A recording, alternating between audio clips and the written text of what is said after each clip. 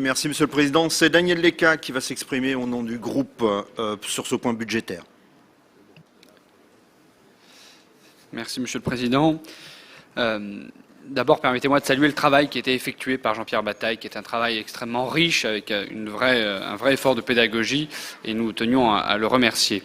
Alors, travailler sur le budget, c'est effectivement un acte qui est loin d'être anodin dans une collectivité. C'est tout sauf un acte administratif. Construire un budget, le voter, c'est sans doute une des décisions les plus politiques qui soit. Le processus qui nous amène à adopter aujourd'hui ce budget est révélateur de notre manière de faire de la politique. Ce processus révèle tout d'abord la méthode qui est au cœur de notre action politique. Ce premier budget, Monsieur le Président, vous avez voulu qu'il soit l'occasion d'une remise à plat des engagements pris. Le groupe UDI, Union Centriste et l'ensemble de la majorité ont demandé un audit complet des finances de la région. Ce dernier a révélé une situation bien plus grave que nous aurions pu l'imaginer. Mais cet audit a aussi forgé notre conviction que pour réussir demain, nous devions mener une évaluation permanente des politiques avec comme objectif la recherche d'efficacité et de marge de manœuvre pour agir. Ce budget, il est aussi un révélateur de notre éthique de responsabilité. Loin de nous l'idée de se défausser, de céder à la facilité et rejeter la faute sur ceux qui nous ont précédés. Loin aussi de nous la tentation de laisser filer les choses et faire peser sur les générations futures nos décisions d'aujourd'hui. Nous avons choisi d'être responsables. Responsables tout d'abord en assumant que notre région fusionnée était confrontée à une situation budgétaire très difficile. Responsable aussi en faisant le choix de proposer, en toute transparence, une trajectoire de redressement exigeante mais réaliste.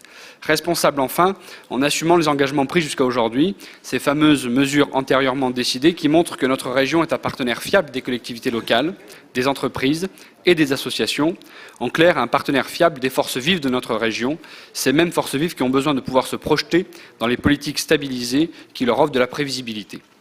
Ce budget est enfin un révélateur de notre détermination à agir. Nous avons en ligne de mire le projet majeur que constitue le canal Seine-Nord.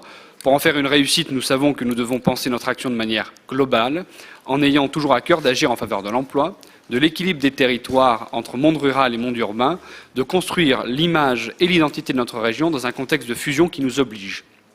Cette détermination à agir nous impose de faire de ce premier budget le budget de la reconstitution de nos marges de manœuvre. Ce budget est l'occasion de préparer les conditions de notre action pour les années à venir et l'économie de 100 millions d'euros que nous réalisons cette année en témoigne. Une méthode, une éthique de responsabilité, une détermination à agir qui font qu'aujourd'hui, nous pouvons aborder avec ambition l'avenir. Le projet UDI Union Centriste a déjà eu l'occasion de rappeler à quel point il était attaché à certaines politiques structurantes pour notre région. Tout d'abord, la fusion des dispositifs. Les vice-présidents ont engagé un travail important qui est l'occasion de construire de nouvelles actions qui s'appuient sur l'expérience des deux anciennes régions. Ce processus est bien engagé et il doit se poursuivre pour unifier notre action. Une fusion qui doit d'ailleurs se faire dans une logique équilibrée et qui ne doit oublier aucun territoire, et en particulier la Picardie, qui se sent parfois un peu éloignée des centres de décision.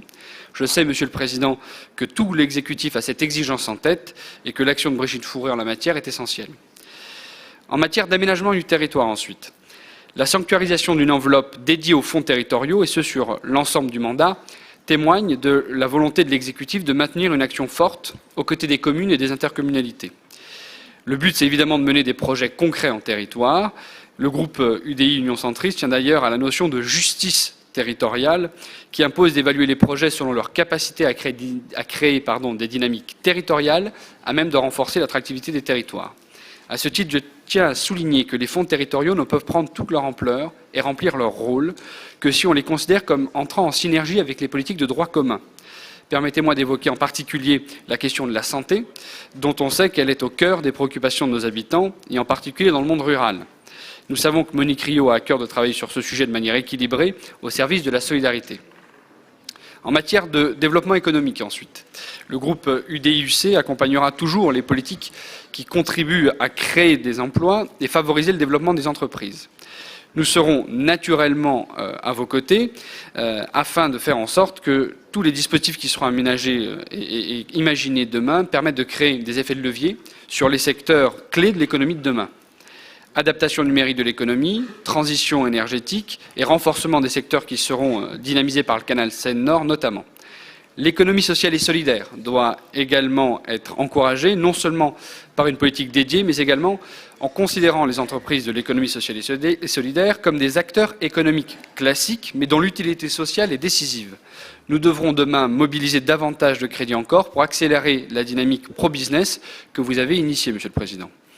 Par ailleurs, si nous voulons réussir à construire la région de demain, nous devons aussi réussir à fédérer les énergies, permettre à tous ceux qui le souhaitent de pouvoir se mobiliser dans l'intérêt de notre région. Cela passe par une politique culturelle ambitieuse qui assure le rayonnement des Hauts-de-France, restaure la fierté de ses habitants et permet à tous les acteurs culturels de s'épanouir dans l'intérêt de tous. Cette ambition, vous l'avez concrétisée en garantissant notamment un budget important à cette politique construite dans la concertation. C'est tout le sens du travail engagé par François de Coster que nous saluons. Cette philosophie d'action se retrouve également dans nos relations avec le monde associatif. Nous serons à vos côtés pour faire en sorte que la concertation engagée puisse déboucher sur une politique associative ambitieuse et qui doit être équilibrée sur l'ensemble du territoire régional. C'est pourquoi nous tenons toujours à ce que les fonds de participation des habitants puissent être réformés tout en garantissant le maintien d'une participation effective des habitants de nos quartiers. Le groupe UDI-UC, comme vous le savez, est force de proposition en la matière. Enfin, nous tenions à rappeler que dans une région qui a pour elle d'avoir une population jeune, nous tenions à rappeler que préparer l'avenir, c'est aussi, et peut-être même surtout, se pencher sur la situation de la jeunesse. Une jeunesse qui, dans les lycées, se forme, une jeunesse qui, dans les CFA, apprend un métier, une jeunesse qui, dans nos universités et nos écoles, se prépare à entrer dans la vie active. À chacune de ces étapes, la région est présente. C'est pour ça que nous tenions naturellement à nous mobiliser sur ces sujets et nous tenions à saluer le travail engagé par Manuel Martin, mais également par Nicolas Lebas ou encore Sébastien Huyghe, qui ont la lourde charge de se pencher sur la situation de nos jeunes. En cette fin d'année, nous sommes, comme beaucoup, mobilisés dans les lycées. Nous savons combien la construction d'une nouvelle politique peut susciter des questions, des inquiétudes. Mais en la matière, je crois que nous pouvons citer en exemple la méthode mise en œuvre par Manuel Martin, mais par l'ensemble de l'exécutif et l'ensemble des conseils régionaux qui sont sur le terrain.